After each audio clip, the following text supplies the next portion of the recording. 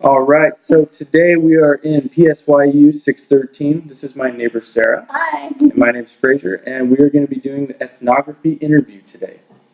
So, could you please tell me, share with me anything that comes to mind for you that informs you of your culture? Okay. So immediately when you say culture, my mind goes to my mother, who was born in Seoul, Korea, and had grown up there until her 20s and came over here and had us kids. So, when I think of culture, I think of growing up in the household where we actually ate the Korean food, spoke the language, heard the music, and even sometimes saw the shows and just being informed of my mother's background and how she grew up back in the day. Very nice.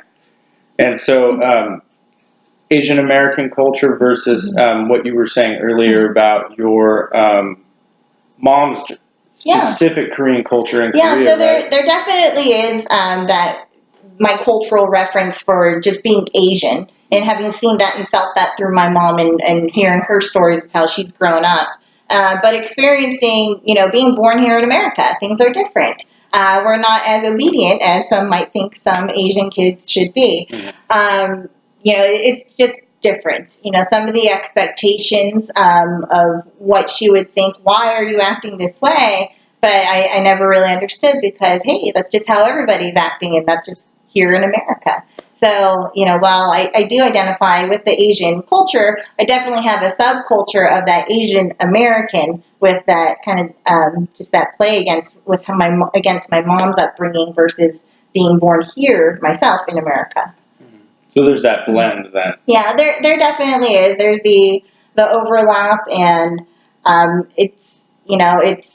it's part of me in both ways. I can definitely say I am Asian, and I feel that very much so with, even growing up doing some of the traditions and ceremonies and things of that nature. But I do know, not your typical Asian, speak probably a little bit too much, a little too loudly. And that would be more my American side, as some might say. Okay. Very nice. So how did you come to know what you know about your culture? So you were talking about your mom and how she raised you in that cultural background. You learned a lot of the, you said typically Korean background, and part of your culture is influenced by the types of food, the types of music, clothing styles, maybe you said certain personality structure, traits. Yeah, definitely. Okay. It's funny that I can't really recall exactly what you said right Oh, now. so how did you come to know what you know about your culture? So you were saying your mom, though, specifically. Yeah, it's definitely all mother driven. Well, my parents were also divorced when I was younger. Mm-hmm. So that's also interesting because in Korea, the woman is more of the stay at home, taking care of the children. So for her to step into that man world, that was already a change for her. And probably a lot of why she's always drilled into me to be very independent and on my own. Just because you can't trust a man. But anyway, that's a whole other topic. That's our second video. Yeah. The extended play. The extended. But she, it was her. It was my cousins. It was visiting with my hamnini, which means grandmother in Korean. Mm-hmm. Going to Koreatown in LA and listening to. Actually going to her friend's house, and I would not understand anything because I only spoke English. But, just being around that language and the food and just just seeing it everywhere at home. Just that's where I learned it. Yeah, just being it, right? Yeah. Being around it. Very good. Thank you for sharing that with me. If at all possible, please share with me any stereotypes that you have heard about your culture. Okay. So we play piano or violin. I do play piano. Let's see. What else? We're bad drivers. I have my moments. Everyone does. We should be quiet. We're typically quiet, more subservient. And if you look at, movie, TV, film, till recently, there really hadn't been a lot of Asian players at the forefront. Jackie Chan, Jet Li, Bruce Lee. back in the day, but you don't really have any other names until, more recently. But what other stereotypes? Oh, we're good at math. I am not good at math. That's Me neither. definitely not. Yeah, I would say those are kind of the big ones.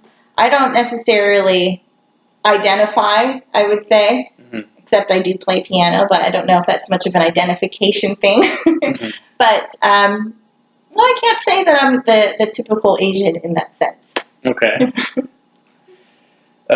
So so you were saying about the piano, so that quote unquote stereotype just happens to be that you follow that, right? I do. I played when I was young, up until junior high, never went to practice, but my mom told me one day I would play at Nordstrom's. And the clothing store? Yeah, that was her lifelong dream for me. Okay. I'm kidding. But it's actually a little true. Well, yeah. I mean, did you ever do it? No. Oh, but every time we go there, she tells me that could have been you. I've never been there, so I don't even know. Did they play piano? They do play the piano. Oh, that's why. Okay. They used to back in the day. I haven't seen them in a while. I was like, damn, that's kind of random. Anyway. Do you believe any other stereotypes to be true that you mentioned? No, I really don't. I mean, stereotypes, I think they're funny, really. Kind of, yeah. They're a funny thing if you want to assume everybody's that way, but there's a lot of color in between, especially in this day and age. I don't think anybody so much is even trying to fit a stereotype as much as just shatter them. Mm-hmm. So no. Very, very well worded. So you don't fit any of those stereotypes then? No, my husband, he might say I'm the bad driver, but no. I don't, me as a person, I think I'm a little bit different. Mm-hmm. So no. Perfect. It's good to be different. It's good to be you, right? You're my neighbor, though. You can tell me. If you're a bad driver, is that what you're talking about? Don't tell me that. Is that what you were talking about? No, any of the stereotypes. Oh, no. No, I was like, no, I don't think so. That's what you meant because I see you guys driving by all the time. But no, I don't think so. Oh, also, Asian racers. I don't like to race. That's me. You won't see me. Yeah. Oh, you mean like the... like Fast and the Furious. Tokyo Drift or something like that, right? Yeah. No. No. That doesn't fit at all. Santa Maria has a lot of drift racers. A lot. But that's just a bunch of random people. So not any stereotype there. What emotions are present for you when you are treated as though you are a stereotype, though? So as that bad driver, how you mentioned, or as you said, subservient, or obedient, or quiet. How does that make you feel? Well, I don't think I have any emotion negative because I don't feel like I necessarily fit them. And if I was being a bad driver, that's on me. Okay. So I don't have any emotion to it. I think it just goes back to if people are going to go off a stereotype without getting to know the person, that's where we got to foster the understanding and dig a little deeper and push a little harder as human beings. Very true. Very, very true. Thank you very much. Okay, so if at all possible, can you please share with me any stereotypes that you have heard about my culture? So I really don't know. I guess based on the color of my skin, I'm Caucasian or European American. I know there's a lot of Irish and Scottish in our family. So I guess you could just say European American then. If you could you please ask me these questions? So those three right there. Do you believe the stereotypes to be true? Oh, so which stereotypes have you heard about my culture? Okay. About white people. Okay. Yes. Yeah. What stereotypes have you heard about your people? You're white, Caucasian, you're me.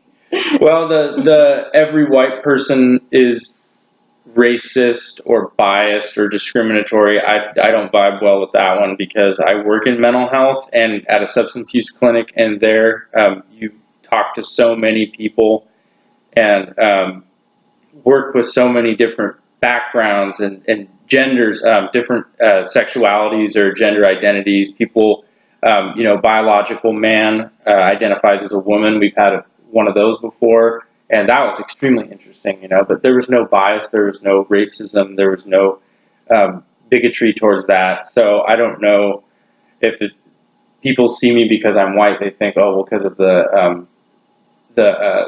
racial segregation that happened earlier on in like the 1900s and up. So that's the only one on that I would say that makes me a little bit annoyed because it's not true.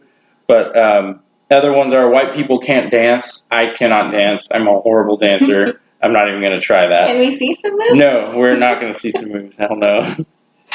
And then also, I guess the white privilege too. Not all white people grow up having the privilege of coming from a middle class or higher family. I guess it's so happened that I am part of a middle class family or higher, but I've seen a lot of white people who aren't coming from money in their background. So I guess those are the only three that I can specifically think of off the top of my head. But do you believe any of those to be true? No, not specifically. I mean, probably I would say probably the white privilege thing though, because I have noticed, like, I'll go to like a supermarket or whatever, and they'll open a line, like they've opened a line for me before when there were people of other cultural background behind me.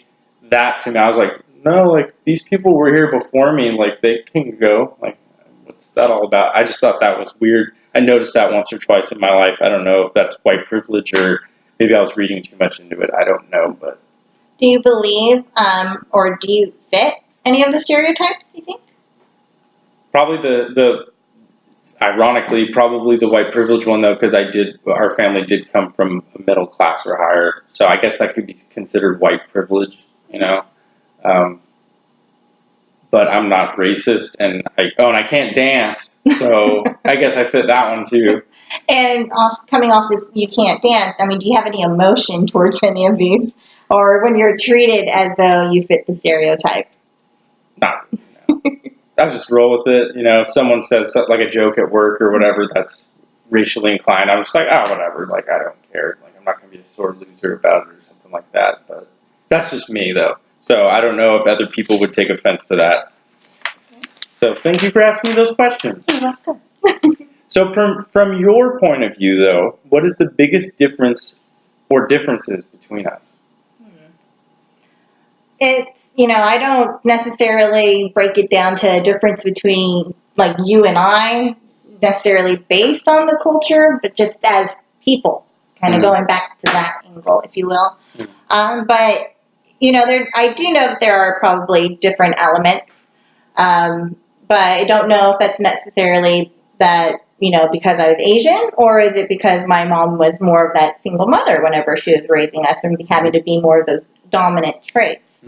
But, whenever it comes to the cultures, I mean, I would say probably there's more of a group consensus whenever I look at the Asian culture versus a white American culture, if you will. So more collectivistic? Yeah. Okay. Less focused on individual success, more on group success, perhaps? Right. Okay. And there's definitely, and something that I have actually felt, maybe this is true, but the male has a special place, especially if you're a firstborn male, that first son in an Asian household, or at least in the Korean household, I know to be true.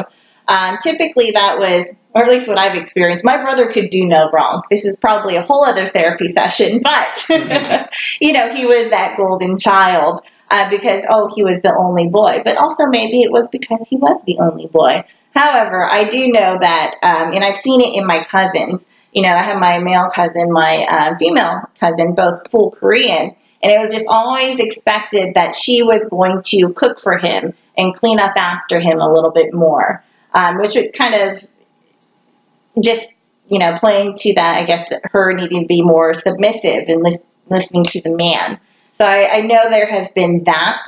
And what I actually have felt and I've seen, and it's funny because I think it does play into, Asians being quiet and, me being kind of louder, and where maybe my mom has a problem because, I wouldn't necessarily just be quiet to her. It wouldn't matter if I felt something was right or wrong. I would speak up and not necessarily care if I was talking to a man or a woman. So maybe in that sense, I was a little bit more bold, in some of my conversations that I might have had. But, I can't really identify or think of any other sort of differences. I think, again, you know, you can have that household, but if you bring in other influences, you know, cultures can change and they blend and they are recreated actually even at home. So I don't think that there's necessarily so much of a difference, you know, but, you know, and especially in this day and age, you don't really have just a single culture now either. There's such a blend. Mm-hmm. So everything's so blended. I mean, that's why stereotypes are kind of weird, you know, because it's like, I'm Asian, what if I play American. If I play piano or I'm a bad driver, as you mentioned, does that make me Asian? Like only if you also race. Only if I also if I also race. All right. So from your point of view, what is the biggest similarity or similarities between us? I can answer that for you, but please. I want you to answer after me. You said at the beginning we're just people, you know, and that's we're all the same flesh and blood. It's before you get anywhere else. That was the thought that came to my head. That really, again, we are people. Yeah, there's whatever my soul looks like. I'm sure yours looks something similar. Awesome, yeah, both awesome. So if I were your therapist, what would you want for me to know? Or how would you like for me to act that would make you feel the most comfortable in that session? Don't grill me too hard, okay? You know, it would probably be the actions of like active listening and kind of somehow gaining my trust in eliciting me to want to be vulnerable, to want to open up, like you care somehow. Mm-hmm. I don't know how therapy should properly work. But if I was going to open up to somebody, I would want to know that they were going to offer me some sort of something to help me through, and not necessarily you giving me the answer, but, you know, asking the questions to help me find my own answers. Mm-hmm. So I'm hearing you, I heard what you said, and you mentioned, so active listening, so repeating back what you say to make sure that I'm clarifying exactly what you're saying and collecting the right information, and also asking open-ended questions that would help draw out the answer that you and I are both looking for almost simultaneously, right? Good at this, yeah. Plenty of practice, right? But yeah, that would make it the most comfortable. That would be for anybody too, I think. Everybody wants to be listened to like that, you know. So as we close, you're doing a great job, by the way. As we close, as we close, if there was one moment that made you feel less comfortable, can you share what that was and why you felt some discomfort? I think it's because I didn't remember what you asked me, and I just felt very vulnerable on camera, to be real honest. But in this entire process and everything, I felt very comfortable and able to speak, and like I didn't sound like too much of a rambling peon. No way. The worst is when you do a therapy session or you're talking to somebody and they have nothing to say, because then you're like, oh, this is awkward, you know. So having a good two-way street is perfect. So thank you very much. And finally, last question, what could I have done differently to help you feel more comfortable in our counseling session? Nothing at all. You're wonderful, Fraser. Liar. Thank you very much for coming. And this was once again our ethnography interview. Sarah, my name is Fraser, and have a good one.